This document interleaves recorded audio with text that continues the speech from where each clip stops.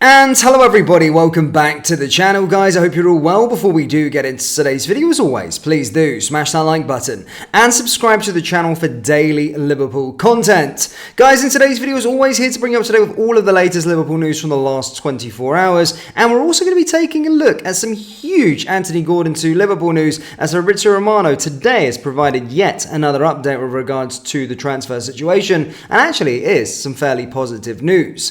But of course, Liverpool were in action again last night as we did take on Arsenal and actually did win our second official pre-season friendly, beating the Gunners 2-1. Again, look, another fantastic performance really, but was particularly in the first half we were really good. I felt like there were some standout performers, and again, goals from Salah and Carvalho. Harvey Elliott for me was the sort of man of the match, and I'm not really going to touch upon it too much here because I've done a deep dive on sort of Panenka LFC, so do check that out if you want to go into more of it. But certainly starting to see Slot's tactics and Slot ball come to sort of light, and I can see that the players are really taking on what he's trying to do. I thought again the centre backs were really good. The partnership there, I thought Quansah was very, very good, could play a massive role this season. Sepp van der Berg was very, very good as well, and considering the sort of question marks over his future at this moment in time in the midfield, I thought Curtis Jones played the role really, really well. And then actually seeing Dominic Szoboszlai play a different role as a sort of defensive or as a number 6 was also very, very interesting too. Then going forward again, I thought Harvey Elliott was absolutely fantastic in this system and in his sort of new role under Slot. But yeah, some great standout performances. First half in particular was really, really good. Second half, when there was a bit of rotation, substitutions coming on, again, we lost our way a bit. But having said that, we were fairly compact and managed to not see Arsenal score anything, despite them having majority of the possession, which could be a real-life scenario going into the sort of Premier League, and something probably he was actually planning to do with Slot there. So again, some positives there. Happy with the victory. Happy with yet another win. And I can see the Slot's situation. It is his ball, his style of play coming to sort of fruition. One thing obviously we did notice that Endo didn't start as that sort of number 6. There is a lot of talk that potentially his future could be coming to an end, and obviously that Slot may be potentially wanting a number 6 to fulfill that role, but we'll have to wait and see. But again, certainly looks like he doesn't really fancy Endo in that role in the earlier parts so far. So a win is a win, ladies and gentlemen, and if you want to know a bit more about it, we've done a proper deep dive into the analytics of the game on Panenka LFC. I'll put a link in the description so you guys can check it out. However, moving on to Curtis Jones, guys, he's obviously came out and spoke with regards to, we recently saw his name splashed across a newspaper headline that suggested a dig at Jurgen Klopp, which he now clarified after words were taken out of his mouth. The Liverpool midfielder has cut an excited figure in pre-season at the start of the US tour. He explained that he was probably the happiest he's been in terms of style of play that suited him. It created a false headlines with the Mail sub-editors putting the words, "I'm glad Klopp's gone," in Jones's mouth, as to the reporter who said otherwise in the copy.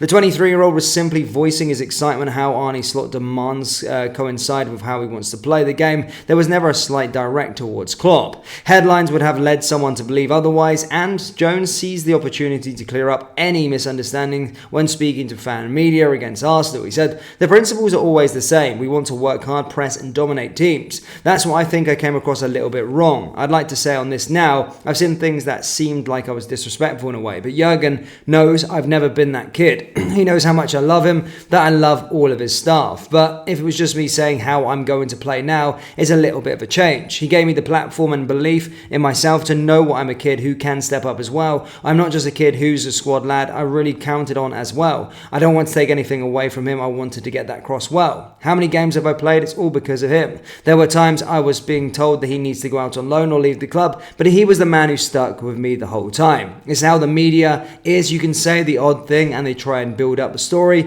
I didn't mean any harm, and he knows how much I love him and his staff." So, yeah. Jones clearing that situation up with regards to them coming out. And yeah, I mean, it's good to sort of clear that one up. Now, of course, our next game, of course, is coming thick and fast. We are playing our third official pre-season friendly against Manchester United. Manchester United, in fact, last night did beat Real Betis 3-2 with goals from Rashford, Ahmad and Casemiro. But, of course, they are missing their star, which is Eleni Yoro, as he's going to be out for 3 months. And again, I know it's only pre-season, but look, playing against Manchester United, I still want to beat them all the time. I don't care if it's pre-season. And to be fair, we've been lacked of starved of football so far. So yeah, I'm going to be staying up and not treating it like a proper game, but certainly getting excited about Slot's tactics, but also just trying to get one over Manchester United, because it's always a great watch. And it was good to see us beat Arsenal again there yesterday. Don't worry, I'm not getting over carried away with pre-season. I know the drill.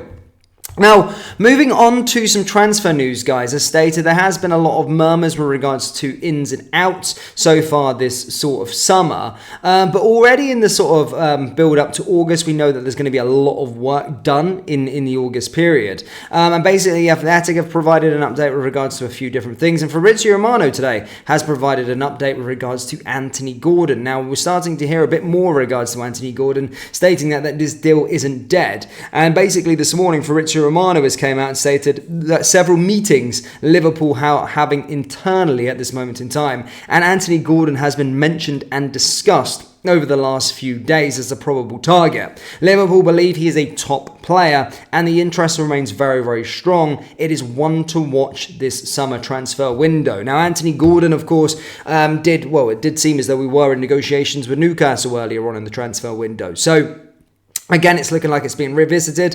Really reputable journalists coming out and speaking about it. Fabrizio Romano once again now talking about it today. The internal meetings have gone on in the Liverpool hierarchy with regards to a potential move, and one to watch. And certainly with Luis Diaz and Mo Salah's sort of future in doubt in terms of not Salah going away this summer, but his contract coming to an end next year, certainly we need to be looking at potential wide replacements. And as stated, positive news with regards to that from Fabrizio Romano. Now, the Athletic have stated that Liverpool would have been open to selling fellow centre-back Joe Gomez for £45 million, but Kwanzaa has never been available for any price and will not be sold. He was also said that the Athletic have also said that Salah sets the standards each day in training and has been a source of great support and advice for the youngsters during the tour in the United States. Of course, I just want to echo that on Salah because I forgot to earlier. He looked very, very, very sharp. So a summer of rest for him, but looked very, very sharp in those games, and hopefully he can have a big season. Hopefully he signs a 1-year extension or whatever. Hopefully, I don't think he will be leaving this summer anyway. But Liverpool fans, that's all I've got for you today. As always, please do let me know your thoughts down there in the comment section below. Let me know what your thoughts are with regards to Anthony Gordon. Is he a player that you would like to see at this football club this summer? Yes or no? Let me know down in the comment section below. That brings us to the end of today's video. As always, hit that like and subscribe button for more Liverpool content. And remember to check out our summer collection. Link is down there in the description, or go to klopp@clothing.com. Thank you, and I'll see you next time. Take care.